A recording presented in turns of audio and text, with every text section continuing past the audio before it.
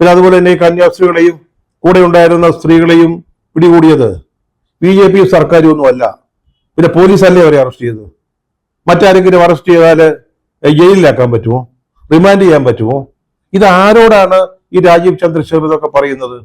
അദ്ദേഹം കേരളത്തിലെ ജനങ്ങളെ ഇതുവരെ മനസ്സിലാക്കിയിട്ടില്ലെന്ന് തോന്നുന്നു. സാറെ, ബുദ്ധിയുള്ള ഇനമായിവര് ഈ മലയാളികള്. അവർക്ക് ഏത് കുശുമ്പും കുന്നായ്മയും പെട്ടെന്ന് മനസ്സിലാക്കുന്നവരാ. അവരുടെ മുമ്പിൽ ഈ കളി കളിക്കാമോ? അവരുടെ രീതികളും അവരുടെ കഴിവും ഒക്കെ ഒന്ന് മനസ്സിലാക്കിയിട്ട് വേണ്ടി ഇതുപോലുള്ള പോഴത്തങ്ങൾ പറയുന്നതിന്. അദ്ദേഹം മറ്റൊരു കാര്യം കൂടെ പറഞ്ഞു. UDF ഉം LDF ഉം കോൺഗ്രസും ഇടതുപക്ഷവും ഒക്കെ ചെയ്യുന്നത് വെറും അവസരവാദ രാഷ്ട്രീയമാണെന്ന്, അതുപോലെ തന്നെ വെറും നാടകമാണെന്ന് അവരവിടെ പ്രതിഷേധിച്ചു. ഛത്തീസ്ഗഡില് തലസ്ഥാനത്ത് പ്രതിഷേധിച്ചു, ജയിലിൽ പോയി, ഈ കന്യാസ്ത്രീകളെ കണ്ടു.